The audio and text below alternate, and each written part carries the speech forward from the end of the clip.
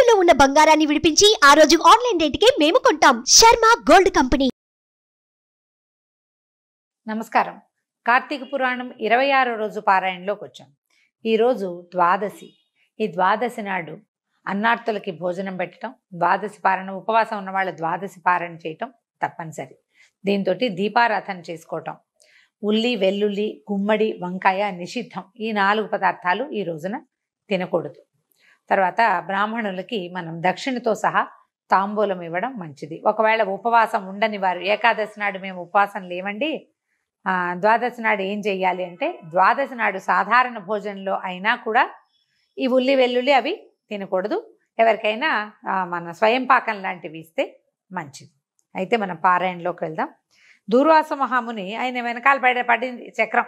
మహాముని భూలోకము మొదలైన సమస్త లోకములు తిరిగి రక్షణ పొందలేక శీఘ్రముగా హరినిలయమైన వైకుంఠానికి చేరాడు. దూర్వాసుడు ఇట్లా ప్రార్థించాడు: జగన్నాథ, బ్రాహ్మణ ప్రియ, మధుసూదన, సుదర్శన చక్ర సంబంధమైన మంటలు నాపై పడకుండా రక్షించు స్వామి. ఓ విష్ణు, సూర్య సమాన కాంతి కలిగినటువంటి ఘోర చక్రము నన్ను చంపుటకు వచ్చుతున్నది, నివారించుము నివారించుము అని పదే పదే అడిగాడట. నీ భక్తుడైన అంబరీషునకు అన్యాయంగా శాపం ఇచ్చిన పాతకునకు నాకు ఈ శిక్ష తగిందే, కానీ నన్ను రక్షించంటున్నాడు.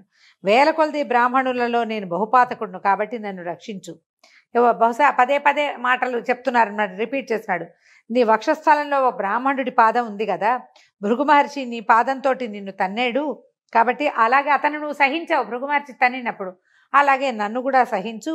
ఈ ప్రకారంగా పదే పదే నమస్కారాలు చేస్తూ పిలిచి పిలిచి అడిగాడనమాట. విష్ణుమూర్తి ఎందు దూర్వాస మహాముని సాష్టాంగ నమస్కారం చేసి నన్ను రక్షించు అని పదే పదే అడిగాడు.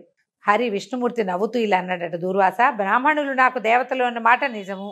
మీ వంటి వారు కూడా మిక్కిలి దేవతలే, మీరంతా దేవతలే నాకు. నువ్వు సాక్షాత్తు శంకరుడివి, రుద్రాంశ సంభూతుడివి, బ్రహ్మస్వరూపుడవు. జటలతో కూడినటువంటి భృగుటిలమైన నీ మొహం చూస్తే ఎవడికి భయమేదు? నీకేమో జటలున్నాయి పెద్ద పెద్దవి, పైగా ఎప్పుడు నువ్వు కనుబొమ్మలు ముడుచుకునే ఉంటావు. భృకుటి తటంగా ఉంటుంది ముఖం, కనుబొమ్మలు దగ్గరగా వచ్చేసి ఉంటాయన్నమాట. మీ వంటి వారు స్వభావమునకు వికారం కలగనివ్వరు కదా. నేను మనోవాకాయముల చేత బ్రాహ్మణుల అపకారము కొంచెమైనా చేయను. ఈ సంగతి నీకు తెలుసు కదా. దేవతలకు, బ్రాహ్మణులకు, సాధువులకు, గోవులకు సుఖము కొరకు ప్రతి యుగంలోనూ నేను అవతరిస్తున్నాను. నీవు సాధునిందితమైన కర్మం చేశావు. బ్రహ్మరీషునకు కారణము లేని శాపాన్ని ఇచ్చావు. అంబరీషుడు మనోవాకాయముల చేత శత్రువునకు కూడా అపకారం చేయడు. సర్వభూతములందు నన్ను భావించుతూ అన్నిటి యందు నన్నే చూస్తూ ఉంటాడు. అలాంటి వాణ్ణి వృధాగా నువ్వు అనేక బాధలు పెట్టావు. ఇది నీకు తగునా? నీవు భోజనమునకు వచ్చేదని చెప్పి సకాలమునకు రాలేదు. నీకు అనుష్ఠానం ఉన్నదేదో చేసుకోవాలి, కానీ అట్టి స్థితిలో నువ్వు అతనికి అనుజ్ఞ అయినా ఇవ్వలేదు. అబ్బాయి, నాకు లేట్ అవుతుంది, నువ్వు తినేసేయి అని చెప్పాలి. మనం ఎవరింటికైనా వెళ్ళేటప్పుడు మనకి లేట్ అయితే ఫోన్ చేసి చెప్పాలండి, అది ధర్మం. విష్ణుమూర్తి చెప్తున్నాడు. ఎన్నింటి వరకైనా సరే మన వాళ్ళు మధ్యాహ్నం లంచ్కి రమ్మంటే 4ంటికి వెళ్తామని వాళ్ళు ముందు తినేస్తే నాకంటే ముందు తినేసారని మనం అనకూడదు. తెలియజేయాలి, నాకు ఆలస్యం అవుతుంది, మీరు భోజనం చేసేసి నా కోసం వెయిట్ చేయండి, చేసేసి తినండి, తినేసి ఉండండి, ఇలాంటివి చెప్పాలట, చెప్పమంటున్నాడు. అట్టి స్థితిలో నువ్వు అతనికి అనుజ్ఞ కూడా ఇవ్వలేదు. కేవలము జలం పుచ్చుకొని ద్వాదశి పారణ ముఖ్య కాలంలో చేశాడు. అతని ధర్మం ఏమిటి? రాజు, క్షత్రియ ధర్మం, రాజు అనేవాడి ధర్మం ఏమిటి? ధర్మాన్ని అతను ఆచరించాలి. అతను ఆచరిస్తేనే అతని ప్రజలు ఆచరిస్తారు. యథారాజా తథా ప్రజ అంటారు. వేరే కారణంతో ధర్మభంగం కనుక చేశాడంటే రాజ్యమంతా, దేశమంతా, భూమి అంతా కూడా ధర్మభంగం అయిపోతుంది. అందుకని ధర్మానికి భంగం రాకుండా సాధారణంగా జలం తీసుకున్నాడు అతను. అది కూడా నువ్వు ఒప్పుకోలేదు. పానంలో ఏం దోషం ఉంది? ముఖ్య కాలంలో చేశాడు కదా. మంచినీళ్ళు తాగితేనే నీకు తప్పైపోయింది. ఉపవాస కాలంలో నీరు తాగటం దోషం కాదు. నిర్జల ఉపవాసం ఏకాదశుల్లో నిర్జల ఏకాదశి ఒక్కటే చెప్పారండి. అది ఎప్పుడు వచ్చిందో ఇప్పుడు నాకైతే జ్ఞాపకం రావట్లేదు. ఈ జ్యేష్ఠ మాసంలో వచ్చే శుద్ధ ఏకాదశిని నిర్జల ఏకాదశి అంటారు. ఆ ఒక్క రోజున ఆ ఏకాదశికి మాత్రం మంచినీళ్ళు కూడా పుచ్చుకోకూడదు. మిగిలిన ఏకాదశుల్లో ఆ నియమం లేదు. ఇక్కడ సాక్షాత్తు భగవంతుడే చెప్తున్నట్టుగా చెప్తున్నారు పురాణంలో. ఉపవాస కాలంలో నీరు తాగటం దోషం కాదు, అందుకని పానీయాలు తీసుకోవచ్చు. మన వాళ్ళు కాఫీలు తాగేస్తూ ఉంటారు. ఏదో ఒకట్లేండి, అంటే అనుభవాన్ని బట్టి, ఎవరి అవకాశాన్ని బట్టి వాళ్ళు చేస్తారు. బ్రహ్మచర్యాదులకు ఆహారం నిషిద్ధమైనప్పుడు ఉదకపానము విహితమై ఉండగా దాహశాంతి కోసం బ్రహ్మచారులకి వాళ్ళకి ఆహారం నిషిద్ధం, కానీ వాళ్ళకి ఉదకపానం నిషేధం లేదు. అందుకని అతను ఏం చేశాడు, జలపానం చేసినందులో ఏం దోషం జరిగింది, నువ్వు ఏది సందు దొరకక దానిలోంచి ఒక తప్పుని పెట్టుకుని నువ్వు శాపం ఇచ్చేసావు. కానీ నిజంగా ఆలోచించు, అందులో ఏమైనా తప్పుందా? నువ్వు ఆలోచించకుండా చేసే పనులు ఇలాంటి అనర్థాలకి దారితీస్తాయి. ఒక్క క్షణం వాట్ ఈజ్ వాట్ అని మనం కూడా ఆలోచించండి. కోపం వచ్చి అనేస్తాం కదా, అది చేయకూడదని చెప్తోంది పురాణం.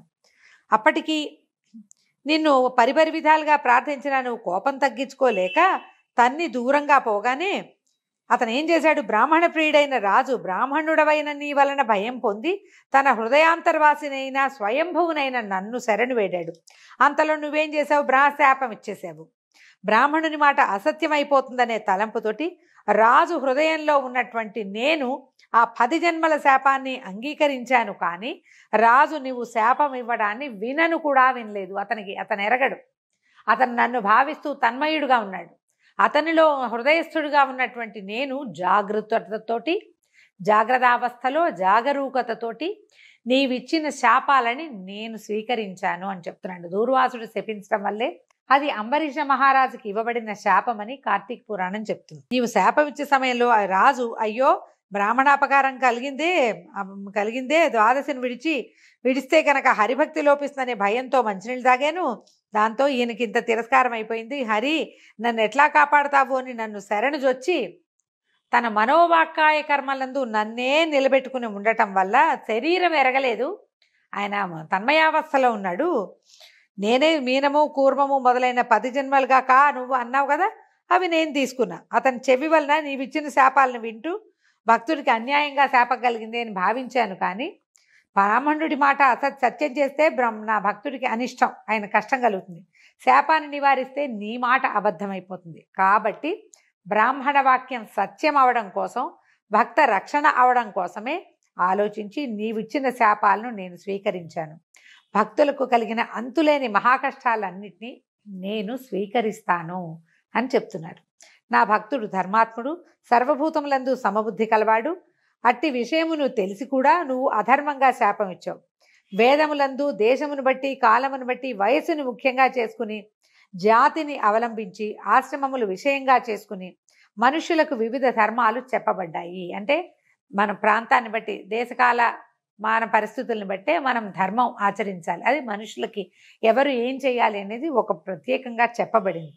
పురుషులకు కొన్ని ధర్మాలు, స్త్రీలకి కొన్ని ధర్మాలు, మనుష్య జాతికి అంతటికీ కొన్ని ధర్మాలు చెప్పబడ్డాయి. కాబట్టి మనుష్య జాతికి సామాన్యంగా చెప్పబడిన అన్నిటినీ మనుషులు విడవకూడదు. 2 పక్షములందునూ మనుషులందరికీ ఏకాదశి నాడు భోజనం ఆచరించకూడదని వేదములందు సామాన్య ధర్మం, పరమధర్మం సామాన్యంగా విధించబడింది. స్త్రీ పురుష వివక్ష లేదు. మగవాళ్ళే ఉపవాసం ఉంటారు, ఆడవాళ్ళు ఉండక్కర్లేదు లేదండి.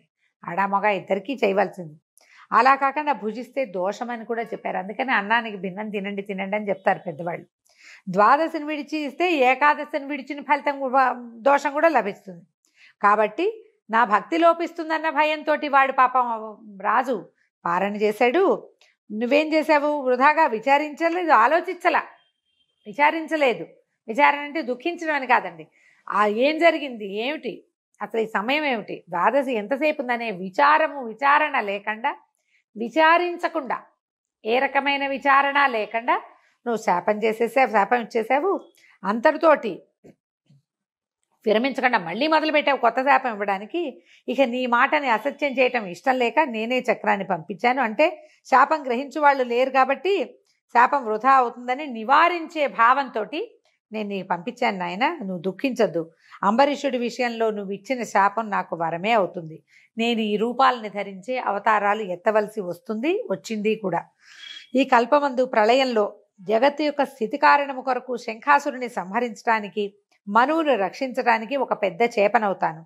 దేవదానవులు సముద్రముని మధించేటప్పుడు సముద్రమునందు మందర పర్వతమును నా వీపును ధరించడానికి తాబేలునవుతాను. దశావతార విశదం చెప్తున్నారు. హిరణ్యాక్షుని సంహరించడానికి, భూమిని ఉద్ధరించడానికి నీలాద్రితో నల్లకొండతో సమానమైనటువంటి వరాహాన్నవుతాను. హిరణ్యకశిపుని సంహరించడం కోసం క్రోధజ్వాలలతో దిగంతములకు వ్యాపించు వికృతాననుడైనటువంటి మనుష్య సింహాన్ని అవుతాను, నరసింహాన్ని అవుతానని చెప్తున్నాడు. లోకత్రయమును జయించిన బలిని బంధించి ఇంద్రునకు పోయిన రాజ్యాన్ని ఇచ్చుట కోసం వామనుడనంటే పొట్టివాడినవుతాను. క్షత్రియనాశనము కొరకు మహాబలంతో కూడా క్రూరకర్మయుతుడనై పరశురాముడనే పేరుతోటి బ్రాహ్మణుడవుతాను. రావణ సంహారం కొరకు ఆత్మజ్ఞాన శూన్యుడైన రాముడనను రాజుండవుతాను. ఆత్మజ్ఞాన శూన్యుడు అంటే రామావతారంలో ఆత్మజ్ఞానం అంటే అదేదో పేరే తప్పు పదంగా భావించకూడదండి. ఆయన తను భగవంతుడనే జ్ఞానంతో లేడు. ఆయన చెప్తాడు రామం విద్ధి రామం దశరథాత్మజం అని చెప్తాడు. దశరథాత్మజుడైన రాముడిగా నన్ను తెలుసుకోండి అనే చెప్తారు. త్రూ అవుట్ రామాయణం మొదల నుంచి చివరి దాకా దశరథాత్మజుడుగానే ఉన్నాడు, కానీ రాముడు భగవంతుడిగా చేయలేదండి. కళ్యాణ గుణాలు కలిగిన ఒక పరిపూర్ణ మానవ స్వరూపంలో భగవంతుడు మనకి కనపడ్డాడు, కానీ తను భగవంతుడనే జ్ఞానాన్ని కలిగి ఉండలేదు. ఆయన దుర్వాసుడు ఏమని ఆత్మజ్ఞానం అంటే నేను తెలుసుకోవటం, అదే కదా. ఆ జ్ఞానం లేకుండానే ఉన్నాడు రాముడు. పూర్తిగా మర్యాద పురుషోత్తముడుగా మానవలోకాన్ని ఉద్ధరించడానికి పరిపూర్ణ మానవుడు ఎలా ఉండాలో అలా ఉండి చూపించాడు. భగవంతుడిగా ఒక్కసారి కూడా ఆయన ప్రవర్తించలేదు. అందుకని ఈ వాక్యం చెప్తున్నారు. యదువంశమునందు ఆత్మజ్ఞానము కలిగియు గోపీకాముకుడనై రాజ్యము లేని రాజునైనటువంటి కృష్ణుడనవుతాను. కృష్ణుడికి రాజ్యం లేదు. వాళ్ళ అన్న నాన్న తాతగారు వాళ్ళు రాజ్యం చేశారు. ఇప్పటికీ కూడా కృష్ణుడు అనగానే గోపీకృష్ణుడే మనకి తెలుస్తాడు. అలాంటి జ్ఞప్తే కలిగించేటువంటి స్వరూపంలో నేను జన్మిస్తానని చెప్పాడు. కలియుగమందు పాపమోహము కొరకు బుద్ధుడను దితి కుమారుడనై పాషండ మార్గోపదేశినవుతాను. కలియుగాంతం నందు విప్రశత్రుఘాతకుడైన బ్రాహ్మణునవుతాను. అప్పుడు కల్కి అవతారం వస్తుంది. ఇట్లా నాకు 10 జన్మలు కలుగుతాయి. ఈ 10 అవతారాలు వినేవారికి పాతక నాశనం అవుతుంది అని విష్ణుమూర్తి దుర్వాస మహామునిని ఆయన్ని ఓదారుస్తూ కొంచెం కేకలేస్తూ ఈ వాక్యాలు చెప్పారు. దీంతో 26వ అధ్యాయం పూర్తయిందండి. మళ్ళా రేపు ఉదయం 27వ అధ్యాయంతో కలుసుకుందాం. నమస్కారం.